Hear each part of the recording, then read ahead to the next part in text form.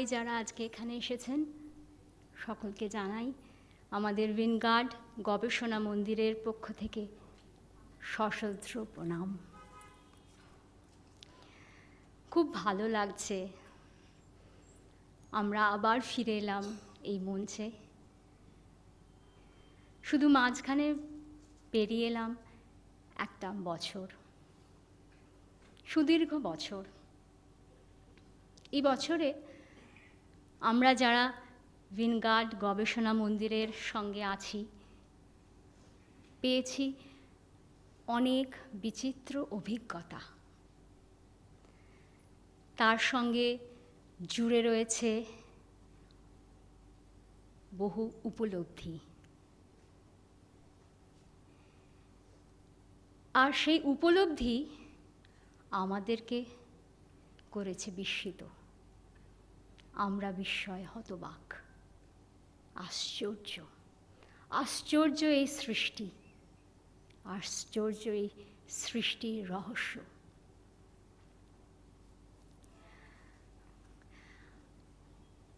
স্যারের একটি লেখা বারবার পড়ি, আর যতবার পড়ি ততবার মনে হয় আবার পড়লে বোধহয় ভালো হয়।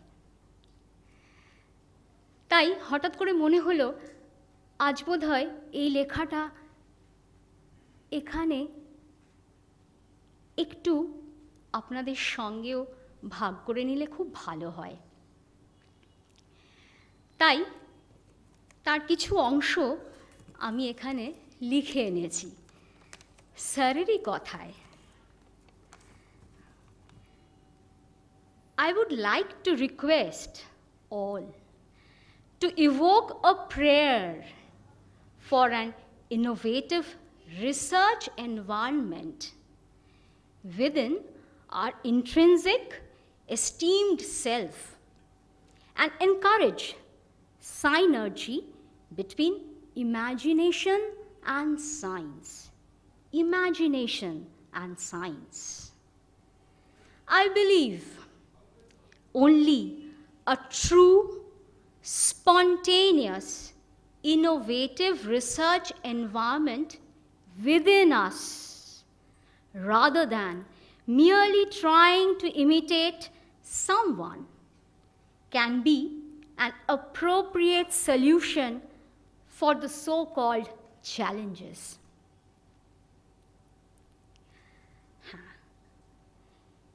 এই ভাবকেই আমরা নিয়ে চলেছি আমাদের উইনগার্ড গবেষণা মন্দিরে। সেখানে আমাদের ওই বিচিত্র অভিজ্ঞতা, বিরল উপলব্ধি দিয়ে যেন আমরা অসীমের দিকে ধেয়ে যাচ্ছি। আমাদের সঙ্গে বিশ্ব প্রকৃতির যে যোগসূত্র, সেই সূত্রের কিছু কিছু আভাস আমরা দেখতে পাচ্ছি। আর সেই সব অভিজ্ঞতার কথাই আজকে আমরা শুনব স্বয়ং স্যারের মুখ থেকে। তাই আমাদের সময় খুবই সীমিত। একটুও সময় আর নষ্ট না করে আমার বোধ হয় ওই এতক্ষণ ধরে যে আমরা অপেক্ষা করে আছি যে মুহূর্তটার জন্য, সেই স্যারের সঙ্গে সেই অভিজ্ঞতাগুলোর আনন্দ নেওয়ার আমরা বোধহয় সেই পর্বেই চলে যাই। শুধু একটি সবিনয় নিবেদন, আপনাদের মোবাইল যন্ত্রটি আপনারা দয়া করে বন্ধ রাখবেন, শুধু আপনাদের আনন্দে যেন ছেদ না পড়ে, শুধু এইটুকুই আমাদের অনুরোধ। সেই আশ্চর্য, সেই বিস্মিত হবার মুহূর্তে আমরা আস্তে আস্তে যাত্রা করি। তার আগে আমি আমাদের আইআইটি খড়গপুরের বিশিষ্ট অধ্যাপক মাননীয় সুজয় ঘোষ মহাশয়কে অনুরোধ করব কিছু কথা এই প্রসঙ্গেই বলার জন্য।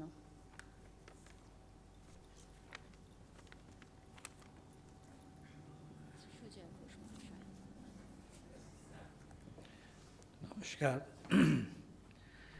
আমি আইআইটিতে কম্পিউটার সায়েন্সের প্রফেসর। বায়োলজি, ফিজিওলজি, ডাক্তারি এগুলো জানি না। তাহলে এখানে এই উইনগার্ড রিসার্চের এই জাইরোসোনিক্স এবং জেড টেস্ট ইত্যাদিতে যারা আসেন, অনেক ক্ষেত্রেই এরকম নিয়ে আসেন। তাহলে আমি এখানে কি করছি? তা আমি এই জিনিসটাকে একটু আমার দিক থেকে যেটুকু একটু দেখেছি, একটু ভেবেছি, তার মধ্যে কিছুটা আপনাদের সাথে আজকে শেয়ার করি। আমি বললামই আমি ইনফরমেশন থিওরি এবং সিস্টেমসের লোক। তা একটা প্রশ্ন আমার মাথায় এসেছিল যে আচ্ছা, আমাদের এই মানুষের বডিতে যে ইনফরমেশন আছে এটা কোথা থেকে আসে? মানুষের বডি আমরা প্রথমেই জানি, সেই জন্মের প্রথম লগ্নে যখন একটি জাইগোট তৈরি হয় মাতৃগর্ভে, তার মধ্যে কতটা ইনফরমেশন আছে, যতটাই থাক, সে ATCG ইত্যাদি দিয়ে যা আছে, একটা ধরে নেওয়া যাক কিছু এক্স একটা ইনফরমেশন আছে। কিন্তু তারপরে সে যখন আস্তে আস্তে মাতৃগর্ভে বড় হয়ে একটি শিশু ভূমিষ্ঠ হলো, তার ভেতরে কতটা ইনফরমেশন আছে? তার ভেতরে তো অনেক অনেক বেশি ইনফরমেশন আছে।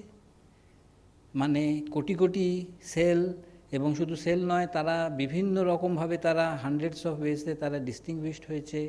তারপরে layers after layers of control আছে, কন্ট্রোল মেকানিজম আছে। সুতরাং আর তাছাড়া তার পুরো গোটা মরফোলজিটা তো আছেই। এর information content obviously several orders of magnitude greater than that original sell.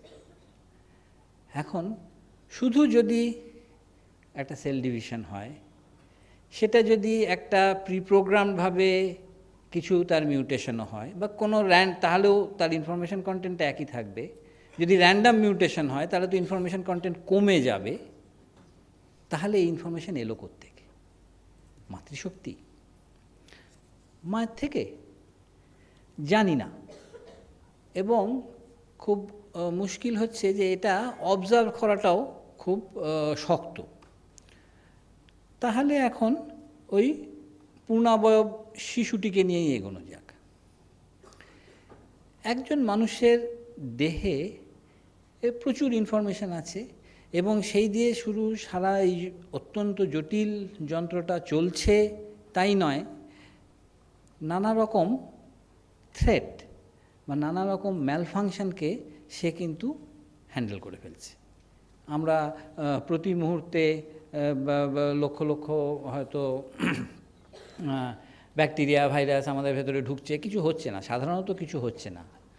এবং সুতরাং এই থ্রেটগুলোকে আমরা যখন চলাফেরাতেও থ্রেট আছে, যাই হোক সেগুলোকে আপাতত আমি বাদ দিলাম, কিন্তু এই সমস্ত থ্রেট আমরা হ্যান্ডেল করে ফেলি সবাই।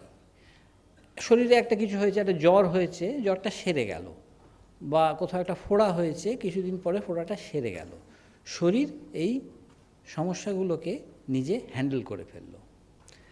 একটু গভীরভাবে চিন্তা করলে বোঝা যায় যে এটা কত শক্ত ব্যাপার, এটা কত জটিল ব্যাপার, এবং এই জটিলতা কিন্তু শরীর করে ফেলতে পারে। সেই একটা বিশাল ইন্টেলিজেন্স আমাদের নিজেদের সিস্টেমের ভেতরে কাজ করে। কিন্তু একটা প্রশ্ন আছে যে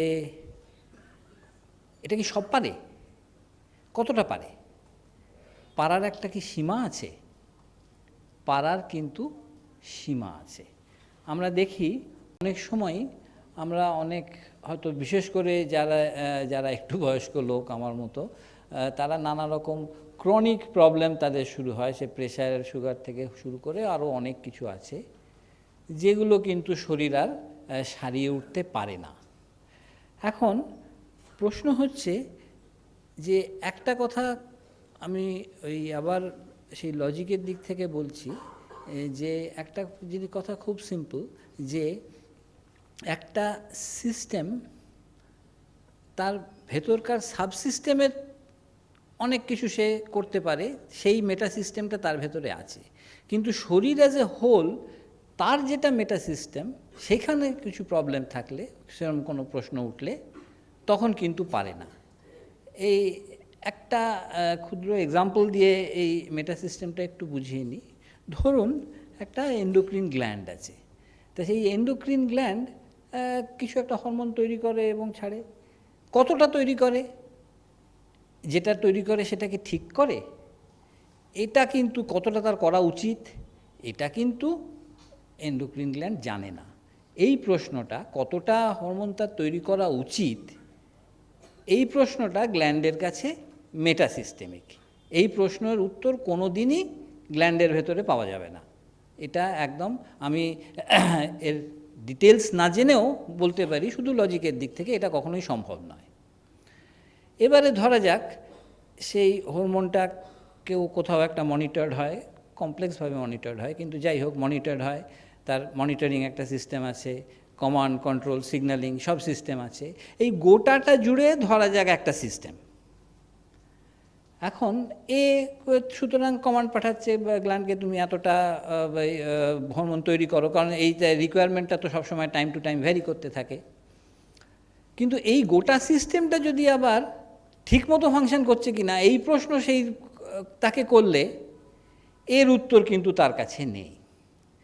তেমনি বডিতে অনেক কিছুই এরকম মেটাসিস্টেমিক প্রশ্ন আসে যেগুলো উত্তর বডির কাছে নেই। তেমনি যদি মেটাসিস্টেম বড় করতে করতে মুশকিল হচ্ছে যে আমরা কোথায় গিয়ে ঠেকবো আমরা ব্রেনে গিয়ে। এখন একটা সাধারণভাবে একটা ধারণা আছে যে ব্রেন সব জানে, এটা কিন্তু ঠিক নয়। ব্রেন কিন্তু সব জানে না। যে জিনিসটা মেটাসিস্টেমিক টু দ্য হোল বডি, এইটা কিন্তু ব্রেন কিছুতেই জানতে পারে না, এটা লজিক্যালি ইম্পসিবল। এখন যেমন ধরুন এই যে আমরা একটা কোনো সমস্যা শরীরের হলে সেটাকে আমাদের শরীর নিজে সারিয়ে ফেলতে পারে, কম বেশি যাই হোক সারিয়ে ফেলতে পারে, এটা হচ্ছে আমাদের বডির রেজিলিয়েন্স। এবং এই রেজিলিয়েন্সটা অত্যন্ত দরকার। আমাকে যদি ভায়াবল হতে হয় তাহলে আমাকে রেজিলিয়েন্ট হতেই হবে, এবং কারণ তা না তো প্রথম থ্রেটেই আমি আর সেটাকে হ্যান্ডেল করতে পারবো না। কিন্তু এই রেজিলিয়েন্স আবার কারোর কম হয়, কারোর বেশি হয়। রেজিলিয়েন্স ব্যাপারটা কিন্তু গোটা বডির ক্ষেত্রে একটা মেটাসিস্টেমিক কনসেপ্ট। রেজিলিয়েন্স যদি কম হয় তাহলে কি করতে হবে, এই উত্তর কিন্তু বডির মধ্যে থাকতে পারে না।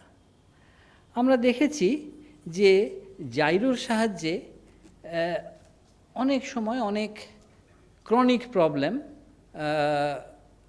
ঠিক হয়ে যায়। এখানে যারা এসছেন হয়তো অনেকেই জাইরো করেছেন, সেটা সুতরাং তাদের প্রত্যক্ষ অভিজ্ঞতা আছে যে এটা ঠিক হয়ে যায়, এবং ফাইনালি রেজিলিয়েন্সটাও বাড়ে। তাহলে এই যে ঘটনাটা ঘটল তার করার জন্য সেই ইনফরমেশনটা তো দরকার। এত বডির এত কমপ্লেক্স সিস্টেম, সুতরাং এই বডির অত্যন্ত কমপ্লেক্স সিস্টেমকে যে জানে, সেটাকে যে সেই লেভেলে সারাতে পারে, তাহলে এর একমাত্র উত্তর হচ্ছে যে এটা এই বডির বাইরে কোনো একটা সুপার সিস্টেম থেকে আসছে। এবং একটু চিন্তা করলে বোঝা যায় যে প্রথম কথা, আমি খড়গপুরে একটি সেন্টার আছে, তার সাথে আমি যুক্ত আছি। সেখানে আমি তো একটা জিনিস দেখেইছি যে লোকে আসে, হয়তো একটা প্রবলেম বলল, তার সাথে আরও 3টে প্রবলেম আসলে তার আছে কিন্তু সে বলেনি, এবং তারপরে তাছাড়া আরও তার 8টা প্রবলেম আছে যেগুলো সে জানেই না। এখন এই প্রবলেমগুলোকে যদি সলভ করতে হয়, প্রথম কথা আইডেন্টিফাই করতে হবে। এমন অনেক সমস্যা আছে যে যারা শরীরের মধ্যে ঘুমিয়ে আছে, হয়তো তারা জেগে উঠলো, তাদের আইডেন্টিফাই করতে হবে যে এইগুলো প্রবলেম। তারপরে চিন্তা করতে হবে যে কোন সিকোয়েন্সে ঠিক করব। আরবিট্রারি সিকোয়েন্সে ঠিক করলে কিন্তু হবে না, কোন সিকোয়েন্সে এটাকে ঠিক করা যায়। তারপরে প্রশ্ন আসে এটাকে ঠিক করতে গেলে খুব কমপ্লেক্স বায়োকেমিক্যাল কন্ট্রোল দরকার। হয়তো আজকাল ওই এক্সনিক ট্রান্সক্রিপশন ফ্যাক্টর বলে জিনের কিছু আছে, তো যাই হোক এরকম, এবং নানা রকম এপিজেনেটিক প্রসেসগুলো আস্তে আস্তে বোঝা যাচ্ছে অত্যন্ত জটিল, সেইগুলো দরকার। আমাদের যে কেমিক্যাল বা এনার্জি বাজেট আছে সেইটাকে আবার রিঅ্যালোকেট করা দরকার। এবং শুধু তাই নয়, একটা সমস্যা ঠিক করার সময় হয়তো একটা সাবসিস্টেমে আর একটা সাবসিস্টেমকে একটুখানি চেপে রাখতে হবে, আর একটা সাবসিস্টেমকে একটু বাড়িয়ে দিতে হবে, এইগুলো দরকার। তারপরে এবং শেষে এই সমস্ত করার সময় শরীরটাকে কিন্তু চলতে হবে। একটা মোটর গাড়ি ঠিক করার মতো ইঞ্জিন নামিয়ে ফেললাম, চাকাগুলো খুলে ফেললাম, এটা করলে হবে না। লোকটা যদি মরে যায় মাঝখানে তাহলে আর সারিয়ে কোনো লাভ নেই।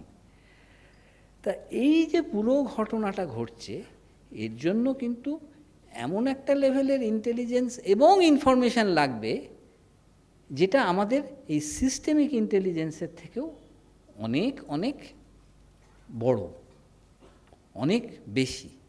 এইটাকে আপাতত এটাকে আমরা সুপার সিস্টেম বলতে পারি, বিশ্ব প্রকৃতি বলতে পারি, জগন্মাতা বলতে পারি, সমষ্টিদেহ বলতে পারি, যা খুশি বলতে পারি, কিন্তু এটা একটা বাইরে একটা দরকার। এখন আমি যতটুকু বুঝেছি আমার এই স্বল্প অভিজ্ঞতায়, যে জাইরো আমাদের ভেতরকার সিস্টেম এবং এই বাইরের এই প্রকৃতি এবং এই বাইরের সুপার সিস্টেম দুটোই ইন্টেলিজেন্ট। আমাদের ভেতরের সিস্টেম মানে আমরা তো সাধারণত নিজেরা যতটা ইন্টেলিজেন্স, আইকিউ ইত্যাদি বলি, তার থেকে আমার বডি অনেক অনেক বেশি ইন্টেলিজেন্স, সে বিষয়ে কোনো সন্দেহই নেই। মানে several orders of magnitude higher, এবং তার থেকেও possibly several orders of magnitude higher intelligence হচ্ছে সুপার সিস্টেম। এদের মধ্যে একটা যোগ সৃষ্টি করে, একটা খুব নিঃশব্দ বার্তালাপ তাদের মধ্যে সম্ভব হয়। তখন আমরা বুঝতে পারি যে ওই মেঘ, বৃষ্টি, রোদ্দুর, গাছ, পাহাড় সবার সাথে আমার একটা যোগ আছে, খুব ন্যাচারাল যোগ আছে। এখন এই পর্যন্ত আমি যা বললাম, যে এটা কিন্তু এই যে existence of this super system এবং তার ইন্টেলিজেন্স, এটা আমি লজিক থেকে বললাম। তো লজিকটা তো অঙ্ক, এটা তো বিজ্ঞান নয়। অঙ্ক থেকে বিজ্ঞানে উত্তরণ হতে হলে কিছু দেখতে পাওয়া দরকার, কিছু মাপতে পারা দরকার। তা সেই রকম কিছু আমাদের দেখাবেন এই আশা নিয়ে আমি সজলবাবুকে অনুরোধ করছি এরপরে আপনাদের সামনে আসার জন্য। নমস্কার।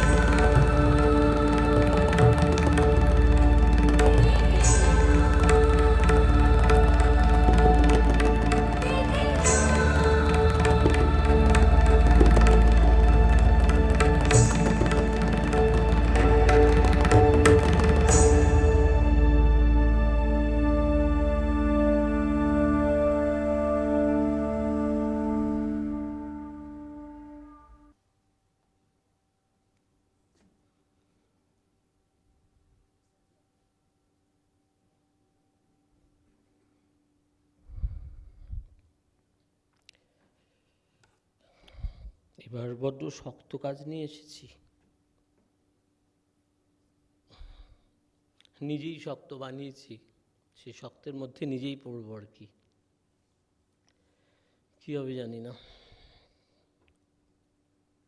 এই লেখাগুলো যেগুলো দেখছিলেন এগুলো কিন্তু আচার্য জগদীশ চন্দ্র বোসের। একদিন অনেকে বসেছিলেন, তো আমি কথায় কথায়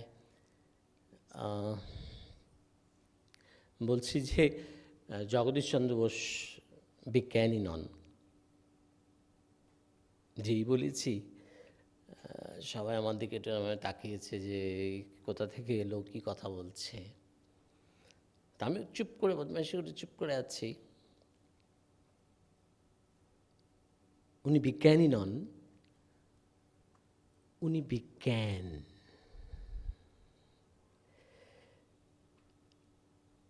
অনেকে দার্শনিক নন, স্বয়ং দর্শন।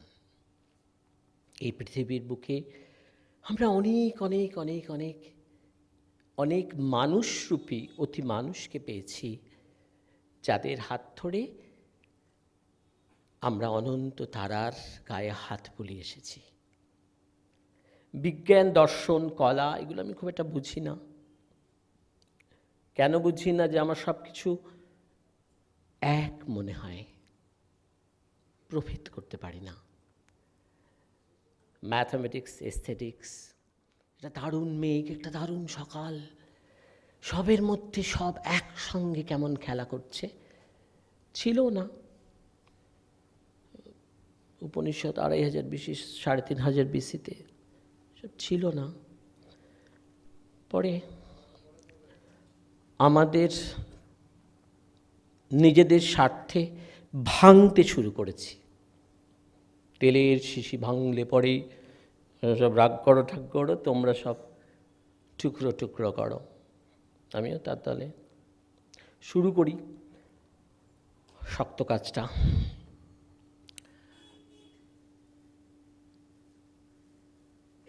বিজ্ঞান মানে, প্রফেসর ঘোষ বলছিলেন, রিয়েলিটি। বিজ্ঞান মানে প্রত্যক্ষ, প্রত্যক্ষ অনুভূতি, প্রত্যক্ষ শক্তির সামনে দাঁড়িয়ে তাকে রমণ করা, দূর থেকে তত্ত্ব পড়া নয়।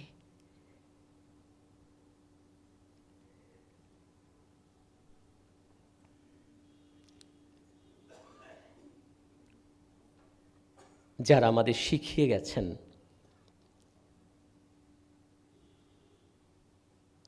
আইনস্টাইন বলেছিলেন যে যদি তুমি সত্যিই সব কিছু জানতে চাও, তাহলে প্রকৃতির লুক ডিপ ইনটু নেচার, একদম ভেতরে যেতে পারো। তাহলে যাবো বলছি, যেতে দিচ্ছে না, দরজাটা বন্ধ। তুমি শক্তি দিয়ে দরজাটা খোলো, তখন তুমি দেখতে পাবে একটা অপার জগৎ। বিজ্ঞান দুটো ভাগে ভাগ হয়ে গেছে, বুঝলেন? বিজ্ঞান বিজ্ঞান বিজ্ঞান বিজ্ঞান বারবারই বলে যাচ্ছি। আমার কাছে একটা ন্যাচারাল সায়েন্স, একটা আর্টিফিশিয়াল সায়েন্স। ন্যাচারাল সায়েন্সের কাজ হচ্ছে এই অসীম জগৎকে একটিবার মাত্র পলকে তাকিয়ে দেখা। আর্টিফিশিয়াল সায়েন্সের কাজ হচ্ছে যে সমস্ত আর্টিফিশিয়াল ডিভাইস, ফেনোমেনন আমরা করছি, সেগুলোকে আরও উন্নত করা, মানুষের উপযোগী করে তোলা, মানুষকে আরও তুষ্ট করা, মানুষকে আরও খুশি করা, মানুষকে আরও সহজ করা, কখনো কখনো মানুষকে আরও সাধনা থেকে সরিয়ে নিয়ে যাওয়া, কষ্ট লাঘব করে দেওয়া। আগে তো মা দরজায় দাঁড়িয়েই ছিল, মেয়েটা তখনও ঢোকেনি। রাত হলো, মা দাঁড়িয়েই আছে, মেয়েটা তখনও ঢোকেনি। তারপর মেয়েটা আসছে। এখন তো আমার মোবাইল আছে, আমি জেনে নেবো তুই কোথায়। দরকার আছে, দরকার আছে। কিন্তু পরিমিতিতে দরকার আছে।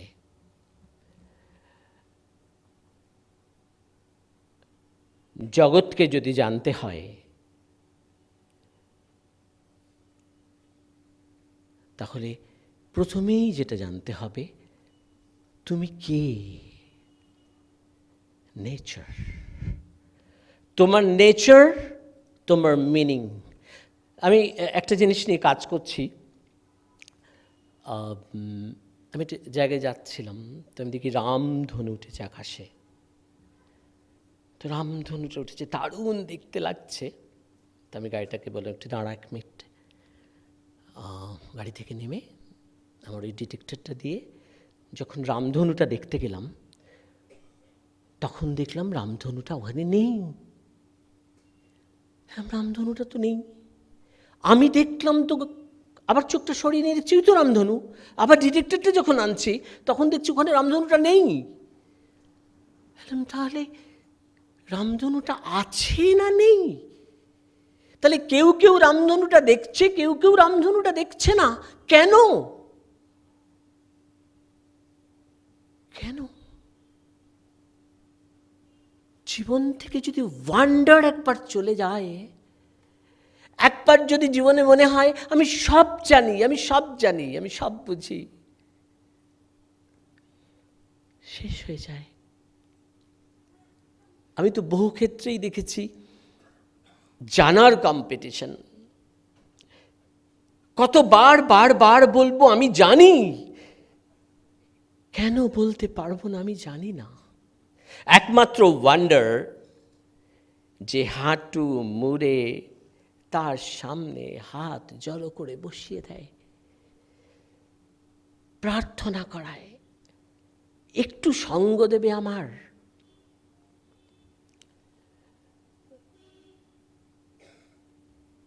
ছিল, বিসিতে ছিল, 1800, 1700 এসব শতাব্দীতেও বহু বিজ্ঞানীকে আমি আমার ছেলেপেলেদের বলি যে তোরা একটা কাজ করবি, কাউকে যদি চিনতে হয় তাহলে তার ছবিটা দেখ। যদি দেখিস সে একটু চিন ডাউন করে আছে, অর্থাৎ মাথাটা একটু নামিয়ে আছে, তাহলে জানবি সে একটা স্তরের। কি কেউ যদি সোজা হয়ে তাকিয়ে দেখছে তাহলে দেখবি আর একটা স্তরের। প্রথম দিকের যে বিজ্ঞানী, দার্শনিক, তাদেরকে যদি আপনি কখনো ছবি দেখেন নেটে গিয়ে কোথাও, দেখবেন অল্প মাথাটা নামিয়ে আছে।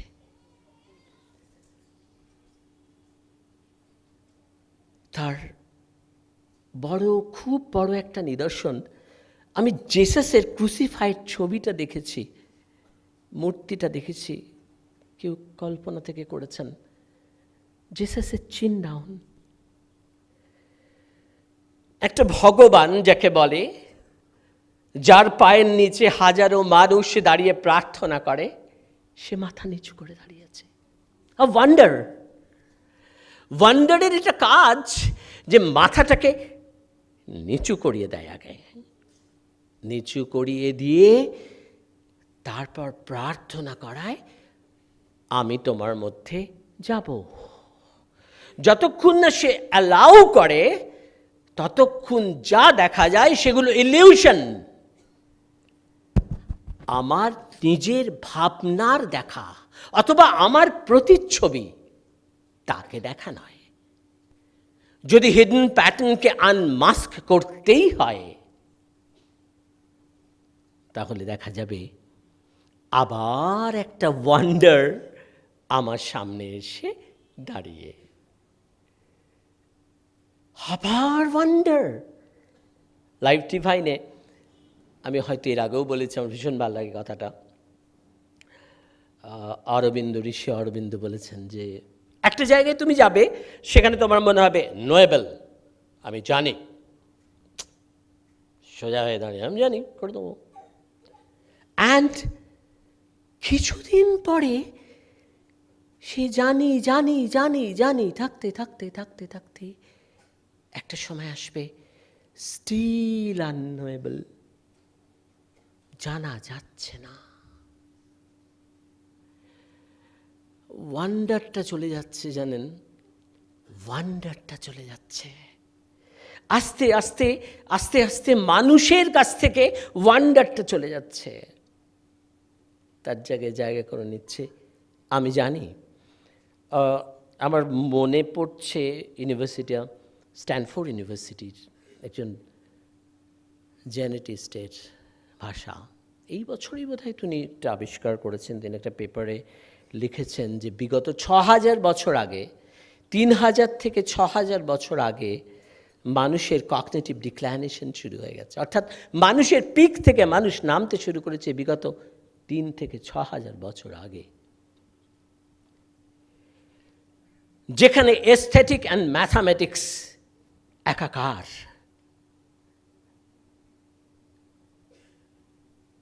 সেখানে একটা প্যাটার্ন ফর্ম করে।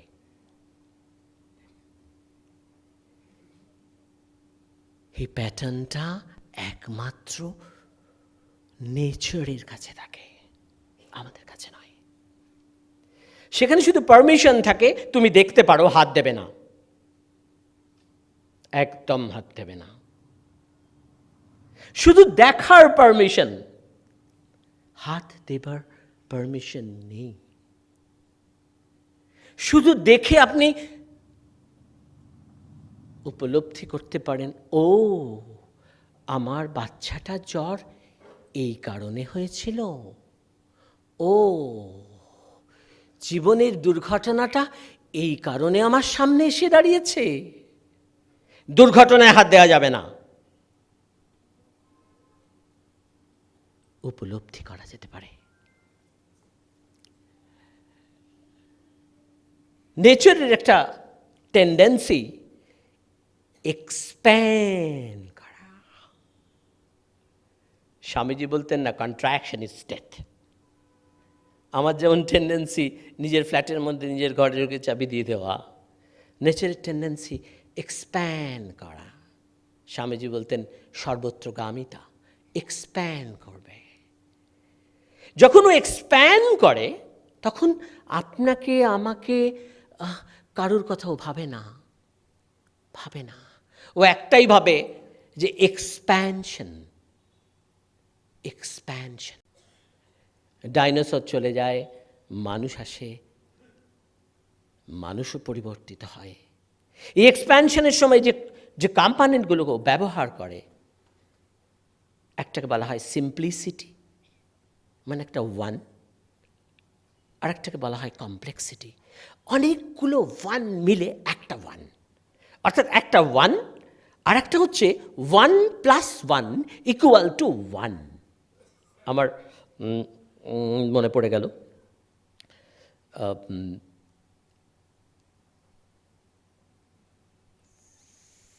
5 কি 6 BC-তে গ্রিসে এবং ইন্ডিয়াতে একসঙ্গে একটা দার্শনিকদের একটা জিনিস চালু করেন, একটা মতবাদ চালু করেন, যাকে বলা হয় অ্যাটমিজম। অ্যাটমিজম মানে হচ্ছে অখণ্ডতা। যার থেকে আজ পার্টিকেল সায়েন্স, যার থেকে আজ অ্যাটমিক প্রিন্সিপাল, সেটা কিন্তু শুরু হয়েছে দার্শনিকদের কাছ থেকে 5 আর 6 BC-তে গ্রিস এবং ইন্ডিয়াতে প্রায় একসঙ্গে শুরু হয়। অখণ্ডতা, সেই অখণ্ডতা হচ্ছে কমপ্লেক্সিটি। আর সেই অখণ্ডতার মধ্যে যে ছোট্ট ছোট্ট খণ্ড, যেগুলো আবার একটা সমগ্র, তাকে ফ্র্যাক্টাল বলা হয়, সেগুলো হচ্ছে সিম্পলিসিটি। এই সিম্পলিসিটি কনভার্ট হয়ে গিয়ে কমপ্লেক্সিটি হয়ে গেল।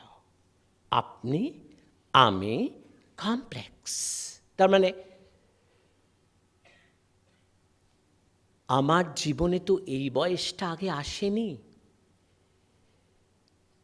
কিন্তু আমার ভেতরে এই বয়সটা প্রথিত ছিল বলে এই বয়সে যা যা হবে তাকে ফেস করার ক্ষমতাটাও দিয়ে দেয়। বেশিক্ষণ জানেন আজকাল দাঁড়াতে পারি না, জানেন সব কথা আসতে বললে শুনতে পারি না।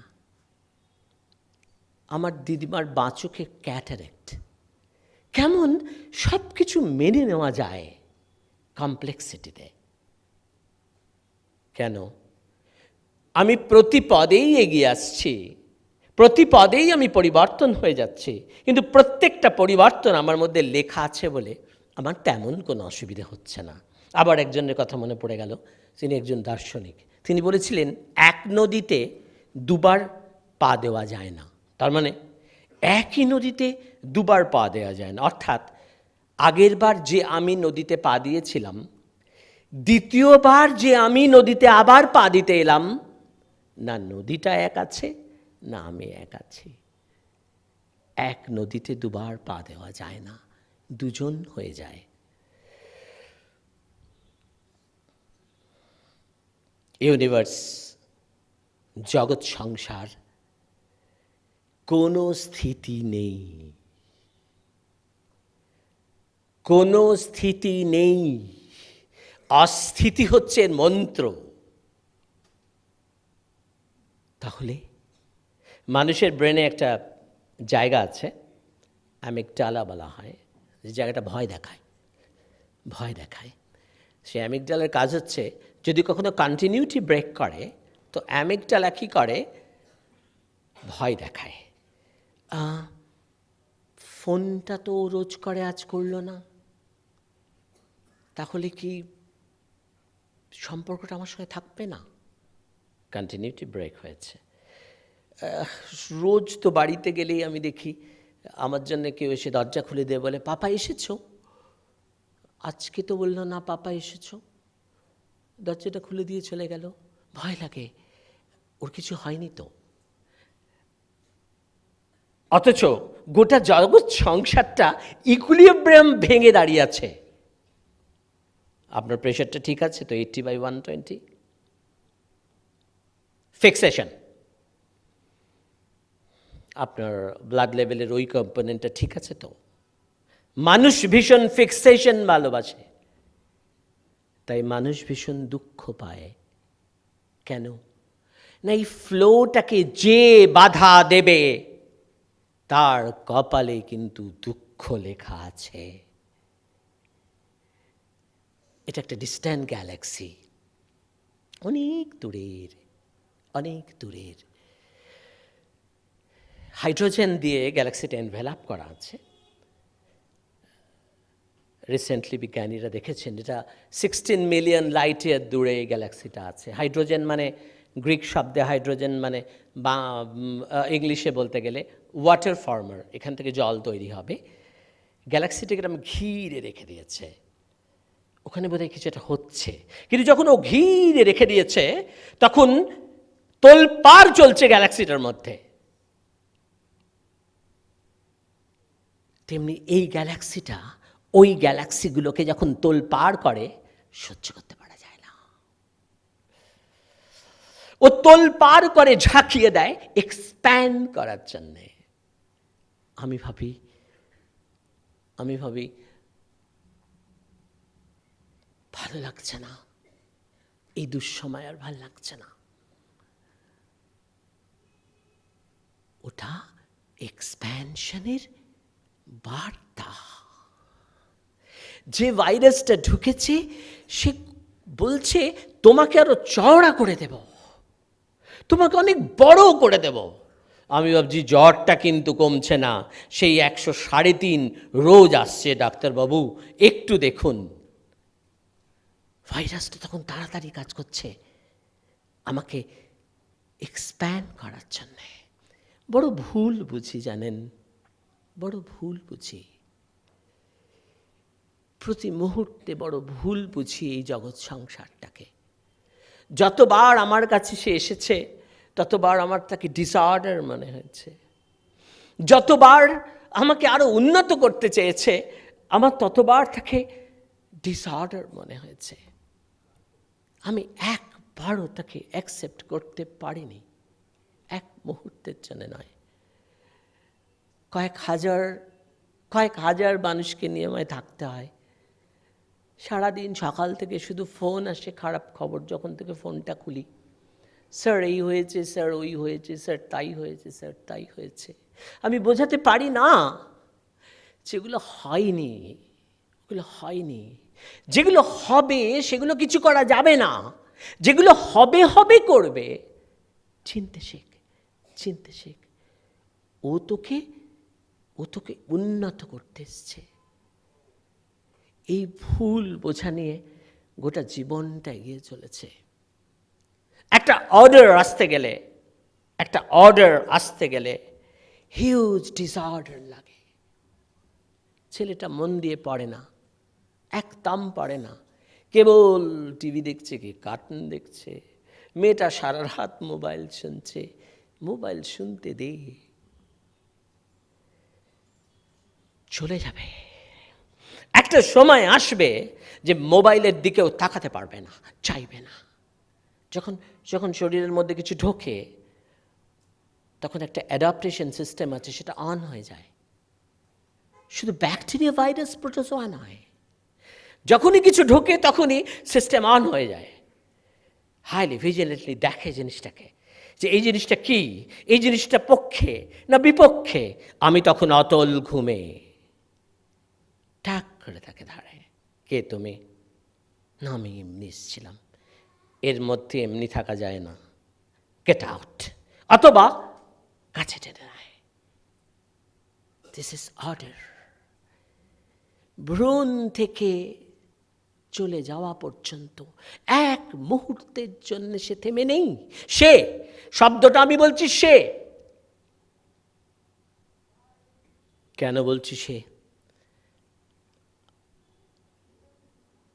আমি যে তাকে দেখেছি, শুধু দেখেছি নয়, দেখাবো।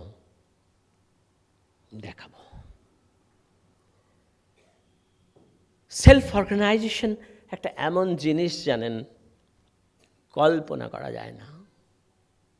এক্ষুনি একটু রেজিলিয়েন্সের কথা বলছিলেন। এমন কোনো অঘটন জীবনে নেই, দায়িত্ব নিয়ে বলছি, যে অঘটন আপনাকে চুরমার করে দিতে পারে। হ্যাঁ, পারে। কে পারে? অঘটন ঘটেছে এই ভাবনাটা আপনাকে চুরমার করে দিতে পারে। যদি একবার ইমাজিন ডেঞ্জার ভেতরে ঢুকে যায়, তাহলে হার্ট থেকে, লাং থেকে, কিডনি থেকে, টিস্যু থেকে, সেল থেকে তোল পাড় করে দিতে পারে। কিন্তু একবার যদি আমার মাথায় এসে যায় যে আমি একটা এমন শক্তির থেকে এসেছি, যে শক্তি এমন একটা বলয় দিয়েছে, তার মধ্যে কাউকে ঢুকতে দেবে না। যেমন পৃথিবীর ওপর একটা বিরাট বলয় আছে, সেখানে একটা ম্যাগনেটিক পাজ আছে। বাইরে থেকে যখন ছুটে আসছে অসহ্য স্প্রিন্টার, অনেক কিছু, দুহাত এসে সরিয়ে দিচ্ছে, টিয়ার্স বলে বিজ্ঞান, সরিয়ে দিচ্ছে। যেইগুলো চলে যাচ্ছে, আবার ওই ছাতাটা নিচে মাটির সঙ্গে এসে গ্রাউন্ড লেভেলে থাকছে। আসলে আমরা যেটা দেখতে পাই না, তাকে আমরা বিশ্বাস করি না। রবীন্দ্রনাথ এক জায়গায় বলেছিলেন, যাহা নাই তাহা আছে, আর যাহা আছে তাহা নাই। আমি একটা ডিটেক্টর নিয়ে কাজ করছি। আমার ভীষণ ইচ্ছে, জানেন, ডিটেক্টরটা একটু দেখাবো আজকে শেষের দিকটায়। ডিটেক্টরটা আমার খুব ইচ্ছে আছে। আজকে ইচ্ছে ছিল যে এখানে ডিটেক্টরটা বসিয়ে আপনাদেরকে সরাসরি দেখাবো, তার বললাম সময় পাবো না। ডিটেক্টরটার মজা হচ্ছে, আমি কোথাও যদি ডিটেক্টরটা বসাই, তাহলে যেগুলো আছে সেগুলো দেখাবে, সেখানে যেগুলো নেই সেগুলো দেখাবে না। আবার বলছি, ডিটেক্টরটার সামনে হয়তো 4 থেকে 5টা কম্পোনেন্ট রাখা আছে। সেই কম্পোনেন্টগুলোই আপনি দেখতে পাবেন যেগুলো আছে, মানে থাকবে। আর সেই কম্পোনেন্টগুলো আপনি দেখতে পাবেন না যেগুলো আছে কিন্তু থাকবে না। তার প্রথম পদক্ষেপ নিয়েছি এবং সাকসেস হয়েছি। অন্য রূপে দেখাবো, পৃথিবীতে ওটা আছে অন্য নামে, কিন্তু তার একটা অন্য রূপ টেনে বার করেছি। আসলে জগৎটা দাঁড়িয়ে আছে আর্টিফিশিয়ালিটির উপরে। চতুর্দিকে যদি তাকাই, চতুর্দিকে দেখতে পাবো আমাদেরই কর্মকাণ্ড। সে আকাশে পাখি উঠতে চায় না। আমাদের শরীরটা বিলিয়ন বিলিয়ন প্রসেসর আছে, কাজ করছে। সেগুলো নেচার দিয়েছে বলে সে ন্যাচারাল জিনিসগুলো খুব রাইট প্রসেস করতে পারে, আর্টিফিশিয়াল জিনিসগুলো প্রসেস করতে পারে না, কনফিউজড হয়। এখন হচ্ছে কি, সারা দিন রাত আর্টিফিশিয়াল জিনিসে থাকবার জন্যে শরীরের সেই প্রসেসরগুলো সবসময় কনফিউজড হতে হতে হতে হতে হতে হতে হতে হতে ম্যালফাংশন শুরু করে ফেলছে। আমরা অভিযোগ করছি, কই আমার সুগারটা তো কমলো না, কই আমার কাশিটা তো সারলো না, কই আমার থাইরয়েডটা তো নামলো না, কই আমার প্রেশারটা তো সরে গেল না, কই আমার অমুকটা তো ভালো হলো না। হবে না, হবে না। এই প্রসেসরগুলোকে হিউম্যান আর্টিফাইস দিয়ে ভর্তি করে দেওয়ার ফলে প্রসেসরগুলো কনফিউজড হয়েছে। আমি এখানে দাঁড়িয়ে যেসব কথা বলছি সেসব কথা প্রত্যক্ষ থেকে বলছি, পাতা থেকে নয়, প্রত্যক্ষ থেকে বলছি।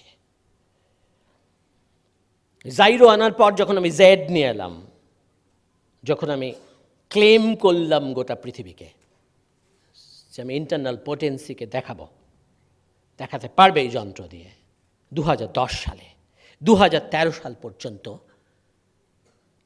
কনসেপ্টটা আনচ্যালেঞ্জড আছে, ক্লেম মেনে নেওয়া হয়েছে, দেখা যাবে।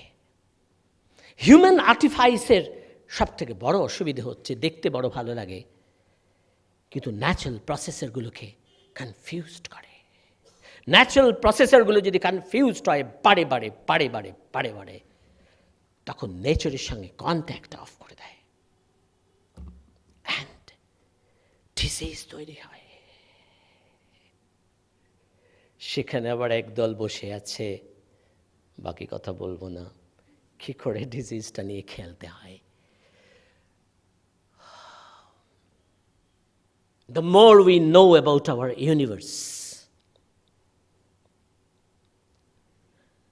the more difficult it becomes to believe in determinism. ইনি একজন রাশিয়ান বিজ্ঞানী, 77 সালে উনি নোবেল পান, কেড়ে নেন নোবেলটা। ডিটারমিনিজম বড় শক্ত কথা মানুষ সৃষ্টি করে ফেলেছে। আলো জ্বলুক, আলো জ্বলে গেল, আলো নিবুক, আলো নিবে যাবে। আমি যা চাই আমি তা হাতের মুঠোয় পেতে চাই। লাইটার জ্বলুক, আগুন জ্বলে যাবে। এই জ্বলুক জ্বলুক, নিবুক নিবুক, শুরু হোক শুরু হোক, বন্ধ হোক বন্ধ হোক, যখন সমস্তটা আমার মধ্যে নিয়ে নিচ্ছি, তখন ব্রেন ওটা নেয় না। ভোর হতে বললে ভোর হয় না, ভোর আপনি হয়। ঘুম আনতে চাইলে ঘুম আসে না, ঘুম আপনিই আসে। এই সুইচ জ্বালিয়ে নিবিয়ে জ্বালিয়ে নিবিয়ে ব্রেনটাকে সুইচিং করতে করতে, বডিটাকে সুইচের সামনে রাখতে রাখতে রাখতে রাখতে রাখতে রাখতে রাখতে রাখতে ডিজিজ স্টার্ট হয়ে গেল। Human device.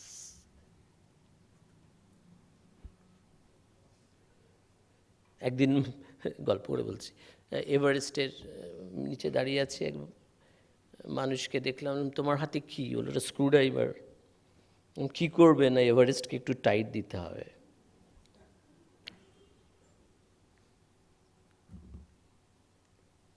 ভালো, ডিটারমিনিজম ভালো, কিন্তু অতিরিক্ত ভালো নয়, অতিরিক্ত ভালো নয়। 95% মার্কস তোমায় আনতে হবে, ভালো নয়।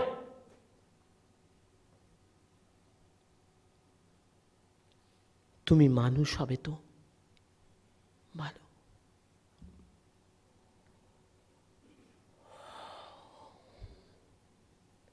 যখন যখন সে দাঁড়াতে পারল না, অথচটা ভেবে নিল আমি বোধহয় দাঁড়াতে পারবো না, বহু ইন্টেলিজেন্ট জিনিয়াস ছেলে মেয়ে সুইসাইড করে এই সুইচিংয়ের জন্যে। এইখান থেকে সুইচিং গেছে। আমি কিছু শুনতে চাই না, আমি চাই তোমার কাছে এটা। জগতে কিছু চাওয়া যায় না, সব হয় যে।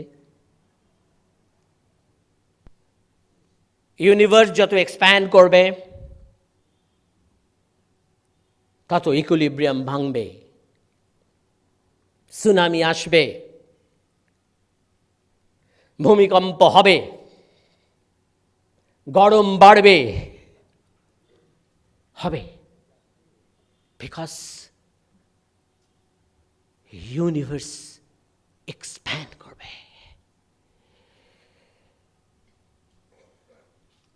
আমি একটা ইউনিভার্স, আমি একটা পৃথিবীর কথা ভাবি। ধরা যাক সেই পৃথিবীতে একটা টর্নেডোর ছবি। সেই পৃথিবীতে সবাই এসে গেছিল,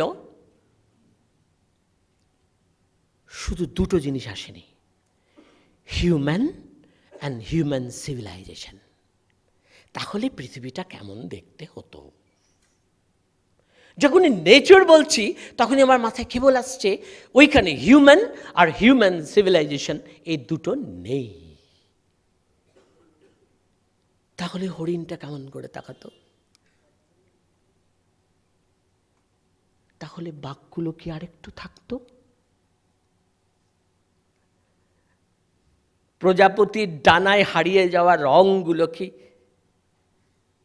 আরেকটু থেকে যেতে পারত? দেখবেন রঙিন প্রজাপতি হারিয়ে গেছে, সাদা কালো বাঁধ করে বেড়াচ্ছে।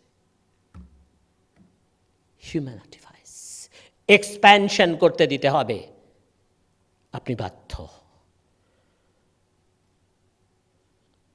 প্রায় বৃদ্ধ অবস্থায় এসে দাঁড়িয়ে 11,000 মানুষের ওপর কাজ করে বুঝলাম নিয়মটা অমোঘ।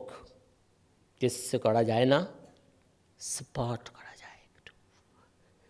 সাপোর্ট মানে প্রে করা যায় একটু, তার বেশি নয়।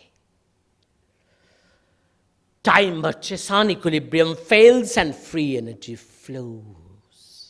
দেখাবো যত সময় যাচ্ছে একটা প্রবাহ বাড়ছে।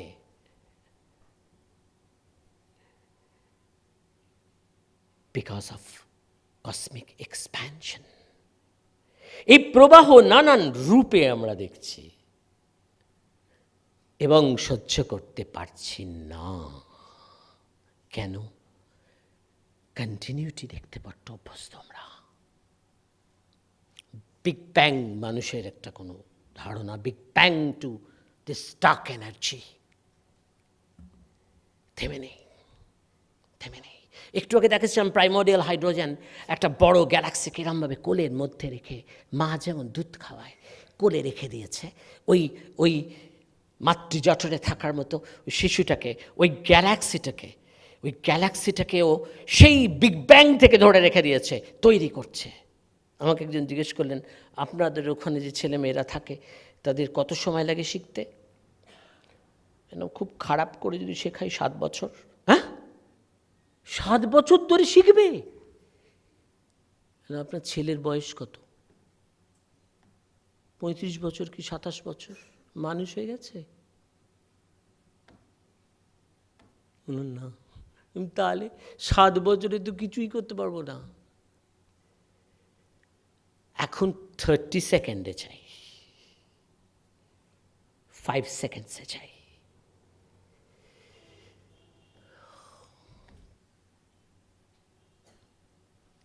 রেডিয়েশন এমন জিনিস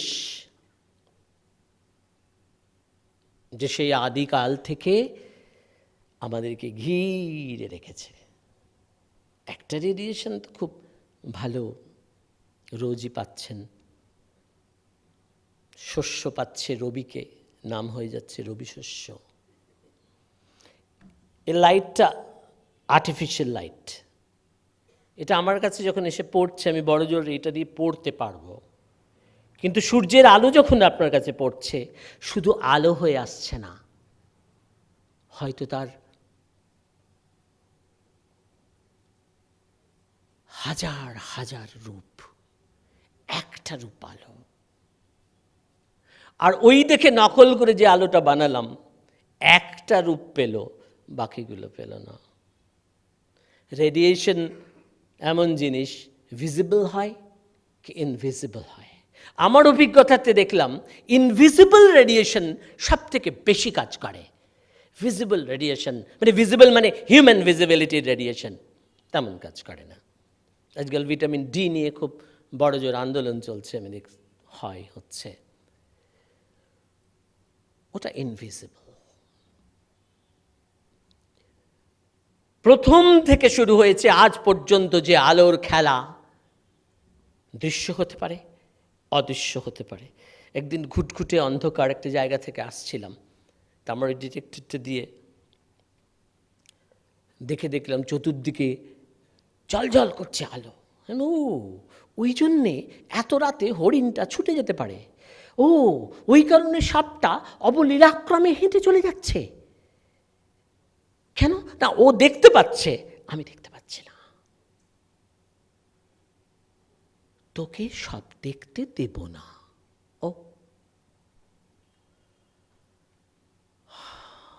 রেডিয়েশন, যে রেডিয়েশন আমি দেখতে পাচ্ছি না, সেই রশ্মি, সেই অজানা রশ্মি, অদেখা রশ্মি আমার হার্টটাকে থুক থুক থুক থুক করাচ্ছে।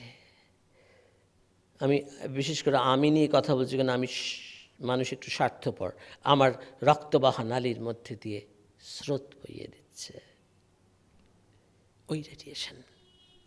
আমাদের যে অবজারভেটরি আছে সেখানে কিছু জিনিসপত্র লাগানো আছে, যে পৃথিবীর কোনো পরিবর্তন হলে সঙ্গে সঙ্গে সেখানে ধরা পড়ে। আমরা বহু সময় দেখি যে যখন পৃথিবীর ইলেকট্রোম্যাগনেটিক ফিল্ডের কোনো রেডিয়েশন চেঞ্জ হয়, সঙ্গে সঙ্গে ফোন আসতে শুরু করে, শরীর খারাপ বেড়ে যায় অথবা শরীর ভালো হয়ে যায়, সব অলক্ষ্যে হয়। যা কিছু দেখছি ওগুলো ইলিউশন, যা কিছু দেখছি সব ইলিউশন। যা কিছু দেখতে পাচ্ছি না সেটা 99% সেটা সত্য।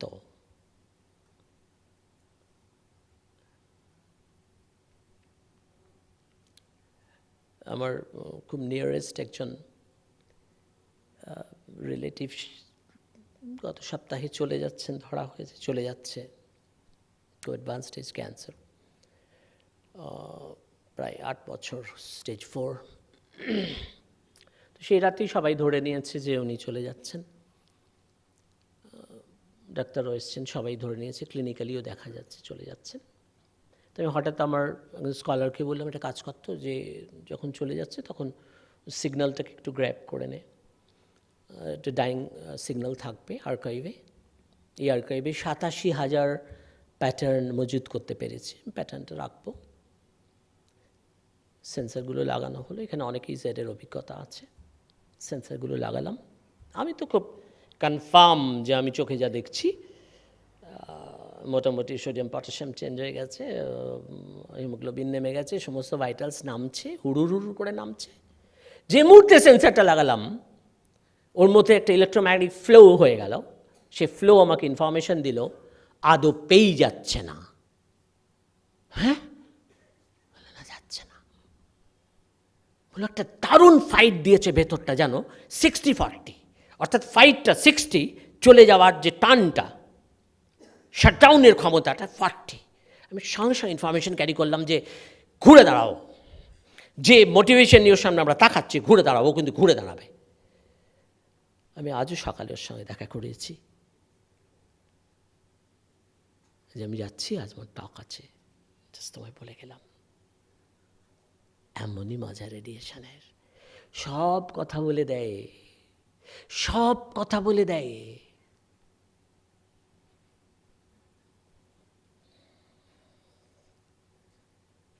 কোন মতলব নিয়ে এই লোকটি আমার সামনে এসে বসেছে, এই ডিটেক্টরটা বলে দেবে।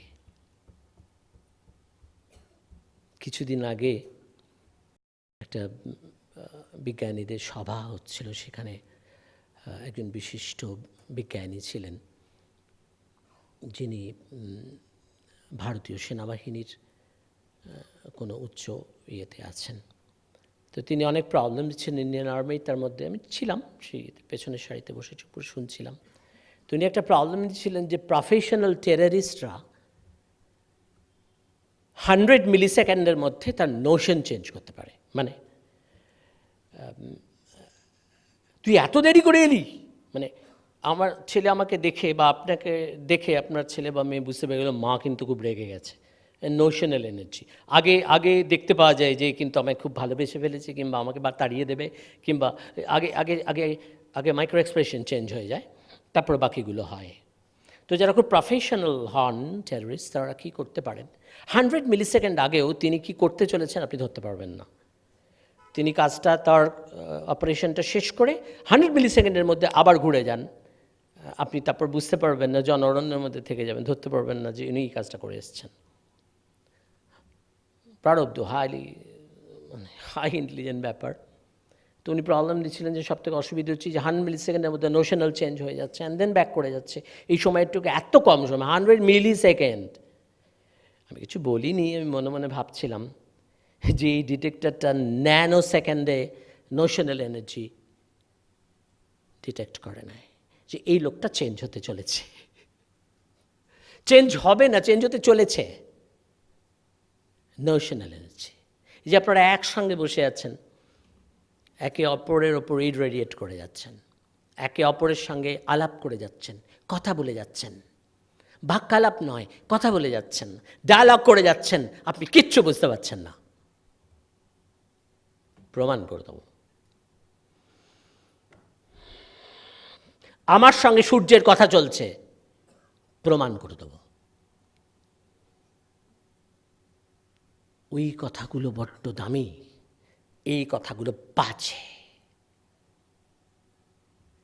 সমস্ত প্রাণী জগৎ তাই শব্দ করে, মানুষ আওয়াজ করে। কেউ কথা বলে না মানুষ ছাড়া। মানুষ যে ষড়যন্ত্র, যে ভয়েস বক্স যেভাবে তৈরি, সে হুয়া হি হু এই সাউন্ডে বেশি বেশি বেশি পারদর্শী। আমার জীবনের একটা সময় কেটেছে শব্দ নিয়ে। আমি দেখলাম যে শব্দ যখন নিঃশব্দ হয়ে যায় তখন শব্দের ক্ষমতা অনেক বেড়ে যায়। নন-ভার্বাল ফোর্স, সাউন্ড এর নন-ভার্বাল পার্ট অনেক বড়। আপনি যদি একটা বনের মধ্যে দিয়ে যান, শুধু যদি ঝিঝি ডাকে,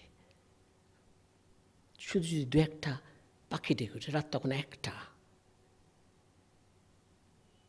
সাইলেন্সোলজি বলা হয়, অনেক কথা বলে যাবে আপনাকে। বকড় বকড় করে করা যায় না, এটা হিউম্যান পারে। বক বক বক বক বক বক বক।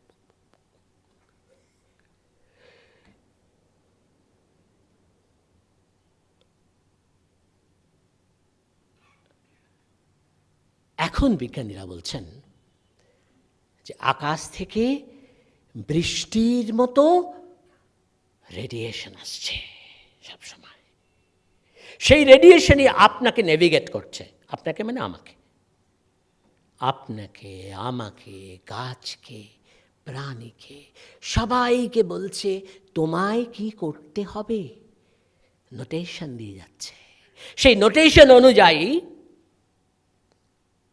অলক্ষ্যে সব কাজ হয়ে যাচ্ছে। আমি দেখছি আমি পড়ছি, আমি দেখছি আমি ঘুমোচ্ছি, আমি দেখছি আমি শুয়ে আছি, অ্যাকচুয়ালি ঠিক তখনই আমার সঙ্গে হিউজ ডায়ালগ চলছে। শুনতে পাচ্ছে না, বলছে না আমাকে কোনো কথা।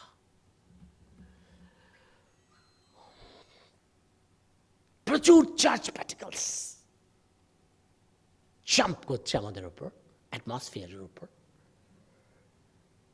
প্রত্যেকটা অণুপরমাণুর উপর। সেই মতো তার নোশন চেঞ্জ হচ্ছে। আমার মনে হলো যাব না, ওখানে আমি যাব না। এই নোশনটাও মনে হলো আমার, কিন্তু নোশনটা উদ্গম হবার পর মনে হলো। নোশনটা উদ্গম হবার আগে যে পরিস্থিতিটা ছিল ওটা আমি জানতাম না। আকাশ থেকে আসে। একবার আমি একটা টক দিয়েছিলাম, যার টকটার টাইটেল ছিল মহাকাশ প্রাণ। আমি সবই দেখছি আকাশ থেকে আসে। একটা তত্ত্ব আছে যে সব কিছু আকাশ থেকে আসে, আবার আমার কাছ থেকে সব কিছু আকাশে চলে যায়। প্রমাণ করতে পেরেছি। এই তত্ত্বের উপরই অনেক পৃথিবীতে এটা চলছে। এটা একটা সূর্যের ছবি। সূর্য আমার কাছে আসে, আবার আমার কাছ থেকে এমিটেড হয়ে মহাকাশে গিয়ে ওটা সূর্যের দিকে চলে যায়। আনাগোনা চলছে। যে মুহূর্তে আনাগোনা বন্ধ হয়ে যায়, সে মুহূর্তে খেলা শেষ হতে থাকে। বুদ্ধদেব 3টে প্রশ্ন তুলেছিলেন: জরা, ব্যাধি, মৃত্যু। কম বয়সে তো কিছু বুঝতাম না। কাজ করতে গিয়ে দেখলাম সবসময় আনাগোনার মধ্যে যাওয়ার শক্তিটা থেকে যায়, আসার শক্তিটা যখন কমে যায় তখন বলা হয় ডিজেনারেশন। একটা 6 বছরের শিশু 60 বছরের বৃদ্ধতে পরিণত হয়। কি হয়েছিল? ডিসিপেশন ছিল, জেনারেশনটা বন্ধ হয়েছে। অর্থাৎ যে ওয়েভটা ওকে জেনারেট করছিল সেই রেশিওটা চেঞ্জ হয়েছে। আশাটা কমিয়ে দিয়েছে হাই ইন্টেলিজেন্ট বডি, যাওয়াটাকে রেখে দিয়েছে। আস্তে আস্তে বডিটা ভ্যানিশ হয়ে যাবে।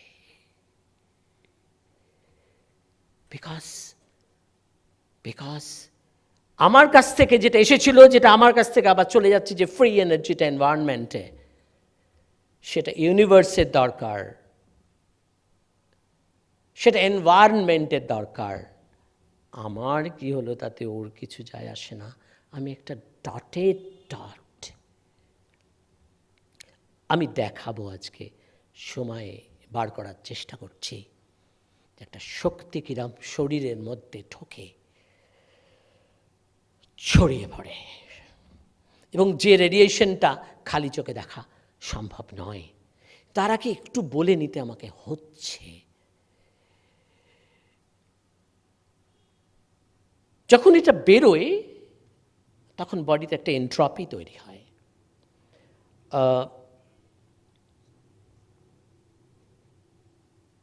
এটা বেরিয়ে যাচ্ছে শরীর থেকে।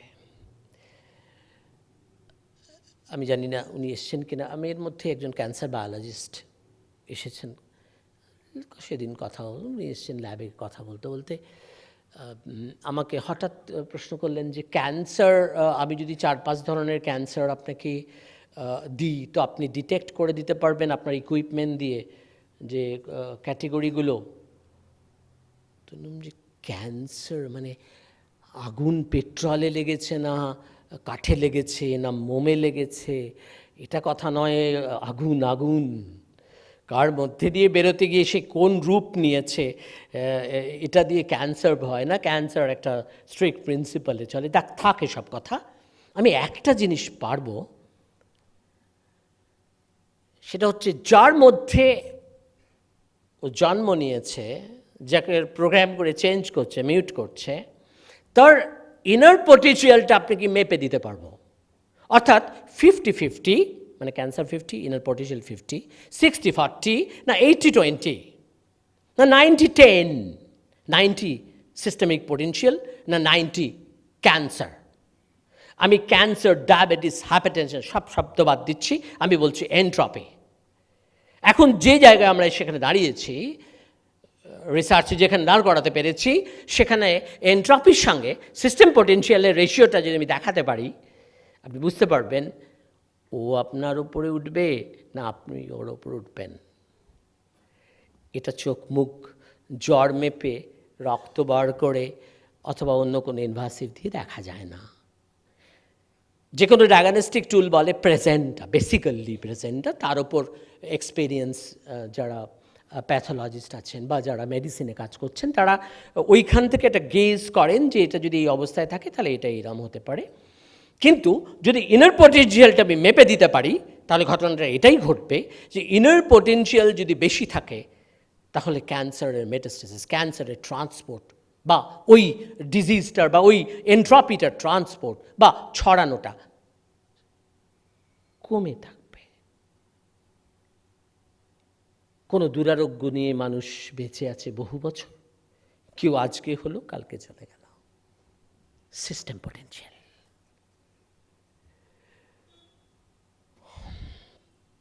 ডিসিপেটিভ সিস্টেমে, অর্থাৎ এই যে বললাম যাওয়া আসা, ডিসিপেটিভ সিস্টেম মানে আমরা সবাই, সমস্ত living system ডিসিপেটিভ system.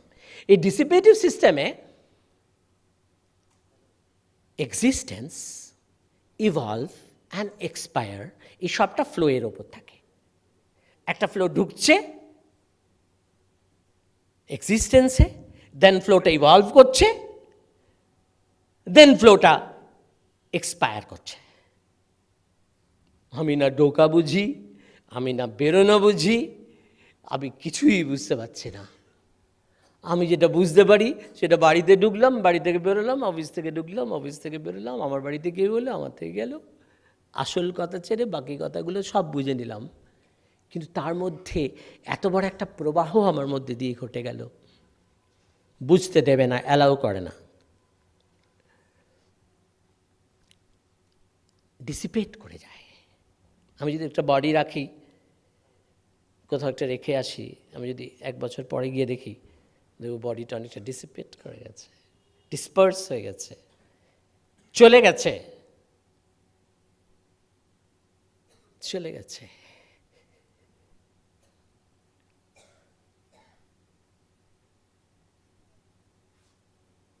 Energy transfer আপনার মধ্যে দিয়েও যদি ফ্লো করতে পারে তো মার দিয়া কেল্লা। আপনার মধ্যে দিয়ে যদি ও ফ্লো করতে না পারে তো খুব মুশকিল। কেন না, এর মধ্যে হিউম্যান আর্টিফাইস ঢুকে বসে আছে। আমি লক্ষ্য করছি ডিজিজ যত না ভয়ঙ্কর, তার থেকে হিউম্যান আর্টিফ্যাক্ট, মানুষের মধ্যে কিছু করেছে, ওর বডির মধ্যে কিছু খাইয়েছে, কিছু করেছে, সেগুলো আরো ভয়ঙ্কর, সেগুলো চলাচলে বাধা দিচ্ছে। ওই ফ্লো যদি একবার বাধা পায়, মুশকিল আছে, মুশকিল আছে। দেখবেন অ্যাক্সিডেন্টাল ডেথ বেশি, ন্যাচারাল ডেথ কমে আসছে। শোনা কথা আমার, আমি অমুক দিন চলে যাব, তাকে গঙ্গার ধারে নিয়ে যা, শুয়ে হয়েছে, চলে গেছে, শোনা কথা, আমি জানি না সেটা কি। বাট ন্যাচারাল ডেথে শাটডাউন আমি নিজে দাঁড়িয়ে দেখেছি, ইকুইপমেন্টটা লাগিয়ে ডিটেক্টর দিয়ে দেখেছি, শাটডাউন হয়ে যাচ্ছে,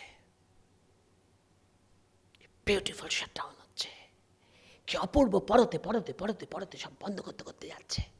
এরকম নয় হঠাৎ একটা ট্রমা হয়ে গেল, একটার পর একটা, একটার পর একটা, একটার পর একটা পাপড়ি ছড়িয়ে দিচ্ছে। আমার বাবার ক্ষেত্রে দেখেছিলাম, বিউটিফুল,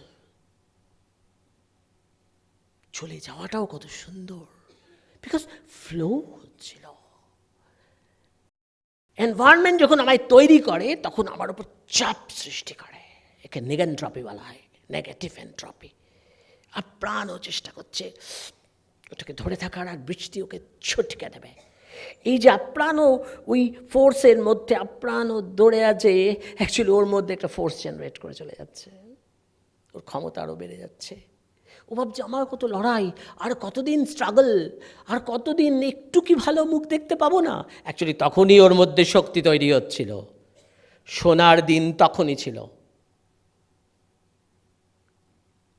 প্রত্যেক অতি মানুষের জীবনের পেছনটা পড়ে দেখবেন কি কষ্টের। ওই সময়টাও সোনা হয়ে গেছে।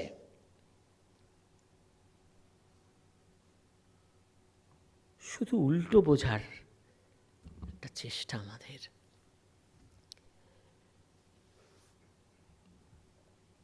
একটা লিভিং সিস্টেম, মানে আমরা, গাছ, সব লিভিং সিস্টেম।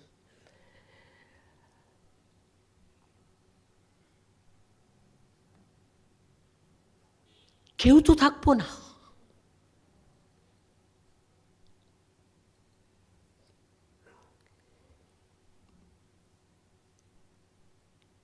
আমার জায়গাটা তো ছোট্ট দানাটার মতো এই জগতে। থাকবো না, যাবো না, থাকবো না এবং যাবো না, দুটো একসঙ্গে আসছি। যাবো না, আমি থাকবো, কিন্তু তখন আমি থাকবো না, আমি থাকবো।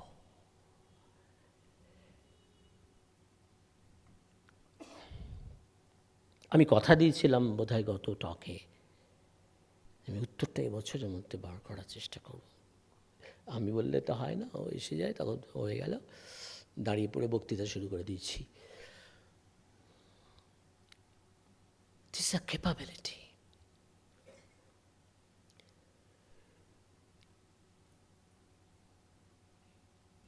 Continuously এই শক্তিটাকে নিতে নিতে নিতে নিতে নিতে নিতে ভেতরে একটা অসীম শক্তি জাগ্রত হয়। তখন আমি বৃদ্ধ, সেই শক্তিটা কিন্তু পূর্ণ জাগ্রত। যে 87,000 স্যাম্পল আমার কাছে আছে, যে শিশুটা আজ জন্মেছে সেইখান থেকে আরম্ভ করে 91 কি 92 বছরের যিনি বয়স তার পর্যন্ত, এই টোটাল স্পেকট্রামে আমি কোথাও এজিং পাইনি। ওই শক্তিটার কোনো বয়স নেই।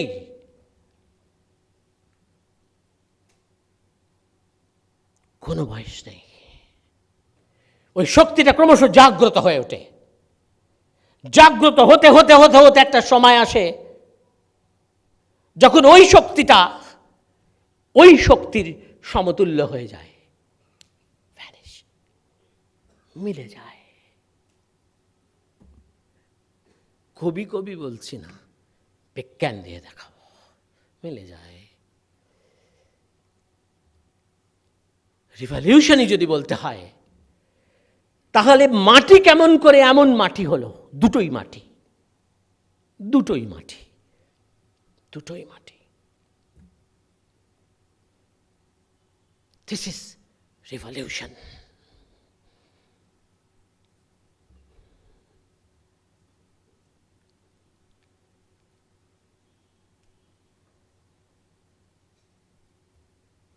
এটা একটা দুর্লভ দৃশ্য। এই বাচ্চাটি সবে জন্মেছে, তখন আমি ওটিতে। দেখুন, বাচ্চাটি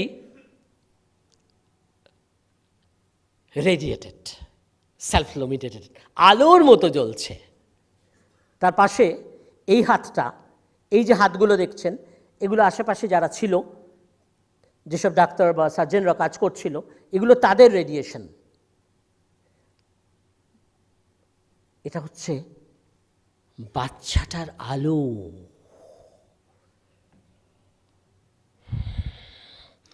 প্রচুর আলো। আমার একজন দার্শনিকের কথা মনে পড়ে যায়, মহান মানুষ ছিলেন। তিনি বলেন, তুমি কি জানো আমি জানি না, তুমি কি দেখতে চাও আমি তা জানি না, আমি শুধু দেখি তার মধ্যে কত বাতির আলো জ্বলছে। Natural radiation.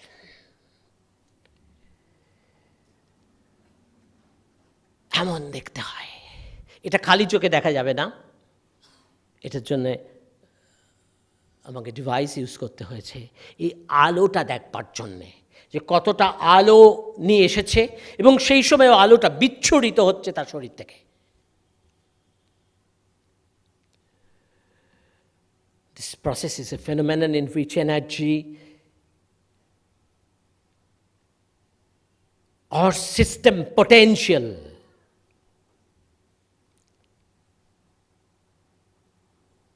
is transformed from initial form. This is called initial form.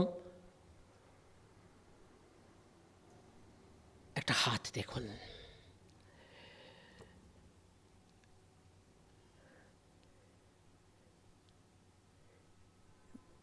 খেয়াল করুন প্রবাহ কিভাবে বডি থেকে এসে হাতে এসে মিলে এইখানটা কিন্তু অ্যাকুমুলেটেড হয়ে গেছে। এইগুলো নদী, নদীর মতো এনার্জি ফ্লো করে এসে চলে এসছে ডিজিটে। This are all the digits. আমি সারা শরীরে খুঁজতে খুঁজতে দেখছি ছোট ছোট ছোট ছোট টার্বুলেন্স হচ্ছে, সেগুলো মিলে মিলে মিলে মিলে ওই নদীর প্রবাহগুলো তৈরি করছে। কখনো ভেসেলসকে, সবসময় ভেসেলস নিচ্ছে না, এনার্জি নিজে প্যাথওয়ে তৈরি করছে, করে হাতের ওই আঙুলগুলোর ওপর দিয়ে এসে ভ্যানিশ হয়ে চলে যাচ্ছে। ওপর পোর্শনে হাতগুলোকে নিয়ে আসছে, নিজের পোর্শনে পাগুলোকে ব্যবহার করছে। অপূর্ব কাণ্ড। কি আলো, কি আলো! কালি চোখে দেখা যাবে না। যদি এ প্রবাহ কারু চলতে থাকে, মারতে আকেল্লা আলো, শুধু আলো, শুধু আলো। বিশাল রেডিয়েটিং এনার্জি।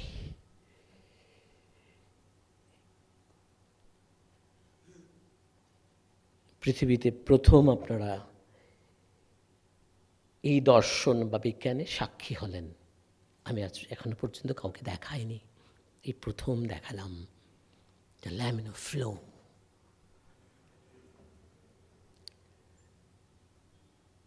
এবং আলোটা যখন বাড়ে, ভেতরে যখন আলোটা বাড়ে, তখন এই তালে বেড়ে ওঠে।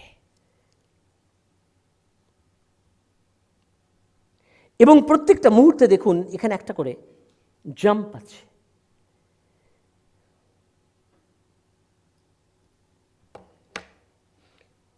এটা কিন্তু ঘটতে গেলে একটা বিশেষ লগ্ন লাগে। যে কোনো লগ্নে এই রেডিয়েটিভ এনার্জিটা দেখা দেয় না।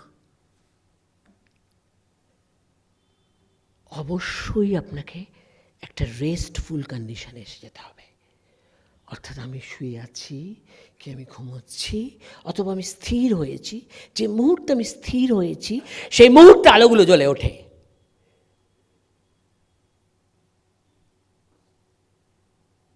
শিশুর মতো প্রশ্ন করেছিলেন আচার্য জগদীশচন্দ্র, নদী তুমি কোথা হইতে আসিয়াছ? আপনি যদি খালি চোখে দেখতে চান, দেখবেন ওখানে কিছু নেই। যেই ডিটেক্টর টানছি, ইনভিজিবল রেডিয়েশনগুলোকে আনছি, তখনই দেখতে পাচ্ছি তার মধ্যে জন্ম নিচ্ছে, আলোটা জন্ম নিচ্ছে। এবং বাইরে থেকে একটা শক্তি এসে টাচ করছে, তাকে ছড়িয়ে দিচ্ছে ভেতরে আলোটা। এই সন্ধি লগ্নটা দেখাবো, খুব স্থির হয়ে দেখবেন, দেখাবো, নিয়ে এসছি আপনাদের জন্যে।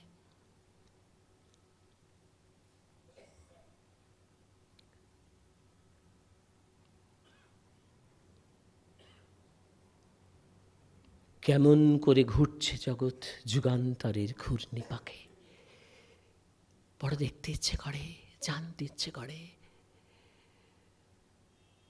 যা খালি চোখে দেখতে পেলাম না, তাকে একবারটি দেখতে পাবো না। সবই তো ভুল, সমস্তটাই তো ভুল, সমস্ত দেখাটা তো ভুল। সমস্ত না দেখাগুলো যদি সত্য হয়, সমস্ত দেখাগুলো যদি ভুল হয়ে থাকে, তাহলে একবারটি তো সত্যটাকে দেখতে পাবো। একটু তো চান্স তুমি দেবে, কত ভুলিয়ে রাখবে? একটা স্পিসিস আসছে, একটা স্পিসিস চলে যাচ্ছে, একটা ট্রান্সফরমেশন হচ্ছে, কিচ্ছু দেখতে দেবে না।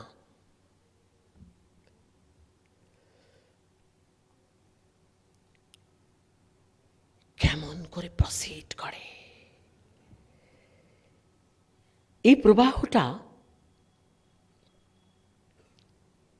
এরকম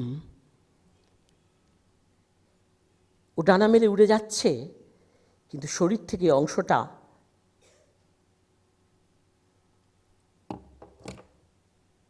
উড়ে যাচ্ছে, শরীরটা উড়ে যাচ্ছে। আমি দেখাবো,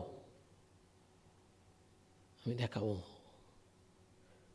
সারা শরীর থেকে হয় না, ওই ডিজিট থেকে দেখালাম। কিছু জায়গা আছে, বিশেষ জায়গায় এসে সমস্ত ফ্লোগুলো এক কাটায় উড়ে যায়। অ্যারিস্টটল কোন একটা ইনটিউশন থেকে বহু বছর আগে বলেছিলেন, যদি তুমি দেখতে পাও তাহলে দেখবে ওটা একটু এয়ারি, হাওয়ার মতো লাগবে। অব্যক্ততে জগদীশচন্দ্র সেই আলোর কথা বলেছিলেন, যদি কোনো দিন দেখতে পাওয়া যায়, ওই অদৃশ্য আলোটাকে ধরতে পারা গেছে, দেখতে পাওয়া গেছে। আমি কিছুক্ষণের জন্য একটা ঝলক নিয়ে আসি।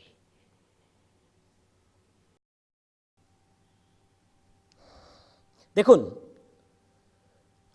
একটা হাত,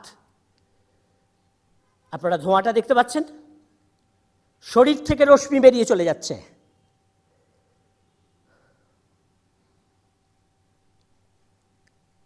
এটা খালি চোখে দেখা সম্ভব নয়। পৃথিবীতে আপনারা প্রথম এই রশ্মি দর্শন করছেন। ঠিক মনে হচ্ছে যেন এই জায়গা থেকে গরম হয়ে গেছে, ধোঁয়া বেরিয়ে যাচ্ছে। এমনিভাবে আমরা জগতে মিশে যাচ্ছি। এই ভিজিবল করবার জন্য আমাকে অনেক অনেক অনেক প্যারামিটার সেট করতে হয়েছে, যাতে অন্তত এটা দেখতে পান এর শরীরটা হারিয়ে যাচ্ছে।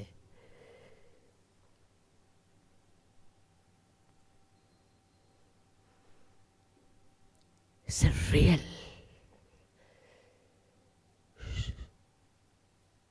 হারিয়ে যাচ্ছে। এটা শুধু বৃদ্ধাবস্থায় নয়, যখন থেকে জন্মাচ্ছে ওই শিশুটা যখন চলে যাবে, এই প্রবাহ চলছে, অনন্ত প্রবাহ চলছে, অনন্ত প্রবাহ চলছে, যাওয়া আসা চলছে।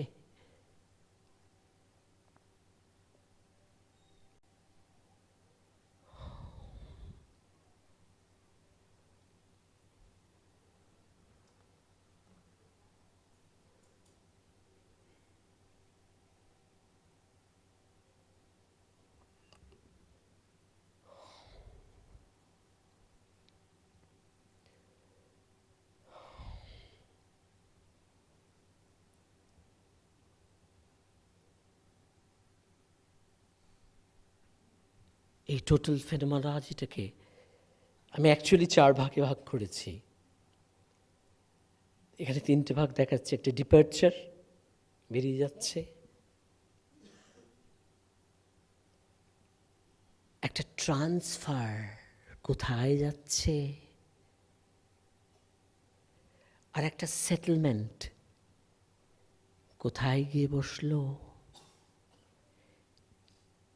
তার আগে একটা ফেজ আছে যেখান থেকে এটা অরিজিনেট করছে। এখন বাদ দিয়ে রেখেছি, পরের ক্লিপিংটায় দেখাবো। অরিজিনেট করছে, অরিজিনেট করার পর তার কাজ ইভলভ হচ্ছে, কাজ শেষ করছে, ডিপার্চার হয়ে যাচ্ছে, ট্রান্সফার হচ্ছে। এই ট্রান্সফারটা নিয়ে অনেক বিজ্ঞান আছে। দেন এটা সেটেলমেন্ট হচ্ছে। একজন দিচ্ছে আর একজন নিয়ে নিচ্ছে, দুজনেই জানে না কে কাকে দিচ্ছে, কে কার ডোনার। সেটা মানুষও, তবে তার কোনো মানে নেই। আমি গাছকে দিতে পারি, আমি অ্যানিমালকে দিতে পারি, অন্য কোনো অ্যানিমালকে। যার দরকার লাগবে সে ওখান থেকে পার্টিকেলটা নিয়ে নেবে, ওয়েভটা, এনার্জি ওয়েভটা নিয়ে নেবে। এখন এই যে নেবে আর যে দেবে, এই দুজনের মধ্যে কোনো সম্পর্ক নেই। তারা জানে না তার চেতনে সবটা ঘটে যাচ্ছে অন্য অঙ্গুলি হেলনে। আমি কখন ফুল হয়ে যাচ্ছি, আমি কখন পাতা হয়ে যাচ্ছি, আমি কখন অন্য মানুষের শরীরে গিয়ে মিলিয়ে যাচ্ছি, কেউ জানতে পারবে না। আমি ডোনার, তখন আমি ডোনার। আমি শুধু নিতে আসিনি, এই জগতে দিতে এসেছি।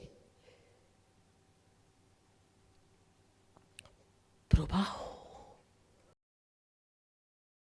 আগে বলে দিই, আঙুলগুলোর আগে লক্ষ্য রেখে দিন। আগে চালাবার আগে আমি কিন্তু আপনাকে দেখিয়ে রাখি একটা হাত, যে হাতটা স্ট্যাটিক পড়ে আছে, একটা বডি, হাতটা পড়ে আছে। মুহূর্তের মধ্যে দেখবেন তার শরীরে একটা আলো প্রবেশ করে ছড়িয়ে যাবে। কিছু প্যারামিটার আমরা ইউজ করতে হয়েছে যাতে আপনারা দেখতে পান। চলুক, শুরু করেছে চলতে, বডিটা জার্ক হচ্ছে। খুব নজর দিয়ে রাখুন, এগুলো ভেসেলের কিছু ছবি, এগুলো ভেসেল। কিন্তু এখন হাতটা যে নড়ছে, এটা ইনভলিন্টারি নড়ছে, বিকজ ওর ওখানে রিয়াকশন হচ্ছে।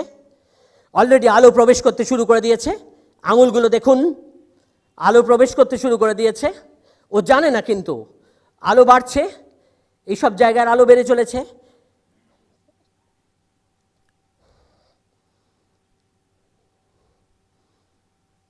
ক্রমশ পরিবর্তিত হচ্ছে।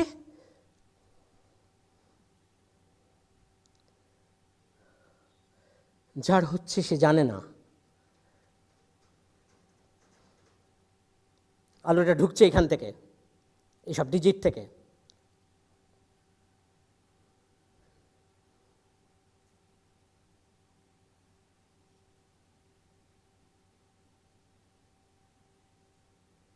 ক্রমশ বাড়ছে, এখানে কতগুলো প্যাথওয়ে তৈরি করছে।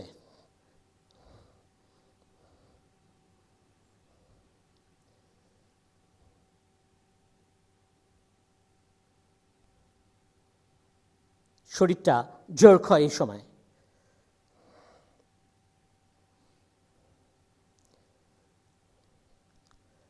আমি ডিটেক্টরটাকে কিছুক্ষণের জন্য শরীরের আর একটা অংশ একটু নিয়ে যাব, যে সেখানে কিছু হচ্ছে কিনা। ইতিমধ্যে অনেকটা বেড়ে গেছে।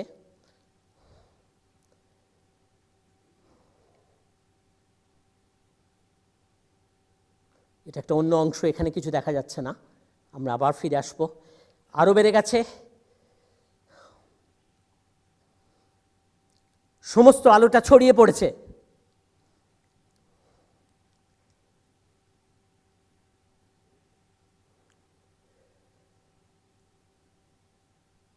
এর বয়স মাত্র 13।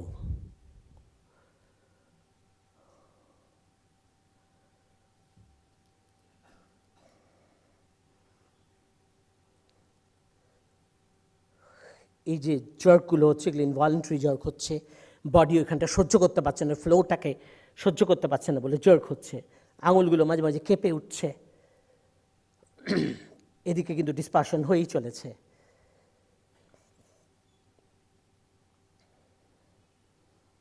ভরে গেছে আলোটা।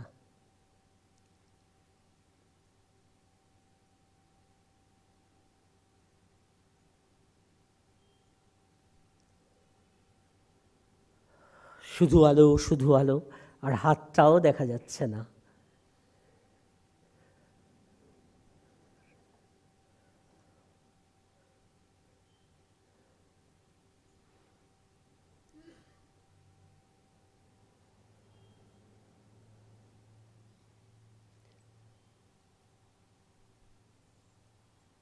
যেখান থেকে শুরু করেছিল একবার সেখানটা নিয়ে চলে যাও।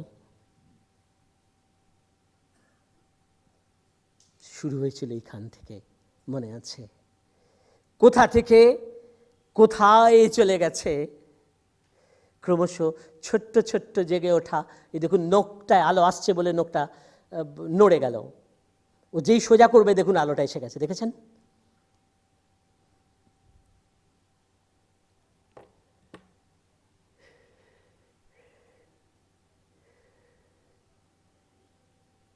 শুধু আলো, শুধু আলো, শুধু আলো, যে আলো চোখে দেখা যায় না।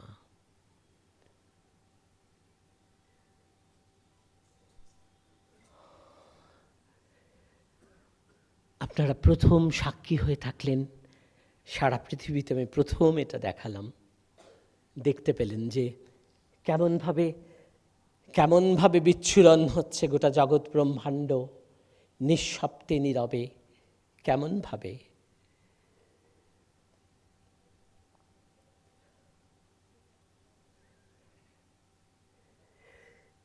এবং এটা যদি আমি রিয়েল টাইমে নিয়ে যাই, এটা একটু রিয়েল টাইম থেকে আমি এগিয়ে আছি যাতে সময় লাগবে না, 15-20 মিনিট ধরে আপনি তাকিয়ে থাকতে পারবেন না। এত অপূর্ব স্ফুলিঙ্গগুলো ওঠে, কোথায় উঠবে বুঝতে পারা যায় না। এইখানে কি জ্বলবে, ওইখানে কি আলোটা জ্বলে উঠবে, ওইখানে কি আলো জ্বলে উঠবে। এরকম 2500 স্যাম্পল আমি আনতে পেরেছি।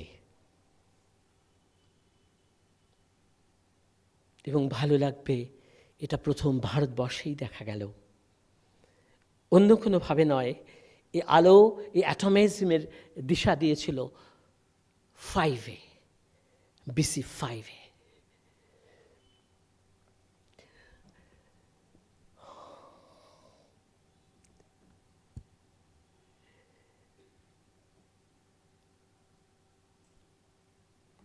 হেরাক্লিটাস একজন বিখ্যাত দার্শনিক, উনি বলেছিলেন, নাথিং পার্মানেন্ট এক্সেপ্ট চেঞ্জ। প্রত্যেকটা চেঞ্জকে জীবনে মেনে নিন প্লিজ, প্লিজ। সব কিছুকে মেনে নিতে আমরা বাধ্য, শুধু একটু হাসি মুখে মানতে হয়।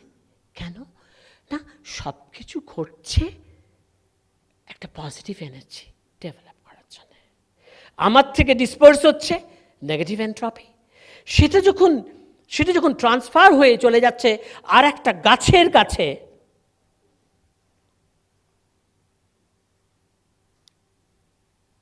সে তখন অ্যাকসেপ্ট করে নিচ্ছে পার্টিকেলটাকে তার জীবন বলে। তাই এখানেও কেওস, ভেসে যাওয়া পার্টিকেলগুলো এখানে এসে একটা অর্ডার। আমি যাব না, আপনি যাবেন না, আমরা এই জন্মেই, এই পৃথিবীতে, এই ব্রহ্মাণ্ডে, এই ইউনিভার্সে নয় গাছ হয়ে থাকবো, না হলে অন্য কোনো প্রাণী হয়ে থাকবো, আমরা কোথাও যাব না। এখানেই আমার শুরু, এখানেই আমি শেষ। আবার আমার ফ্লোটা যে নিচ্ছে সে আবার আরেকজনকে ডিসপার্স করে দিচ্ছে, সেখান থেকে আরেকজনকে ডিসপার্স করে দিচ্ছে, জন্মান্তর ঘটে যাচ্ছে।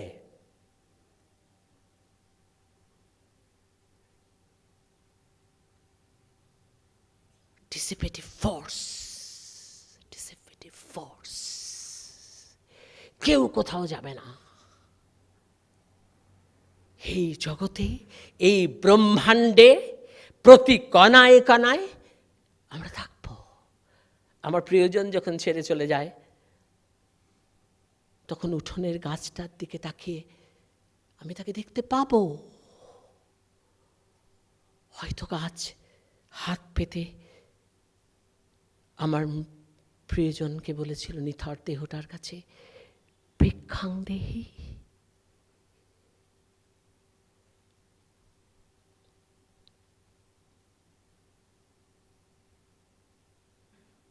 আজ এইটুকু থাক।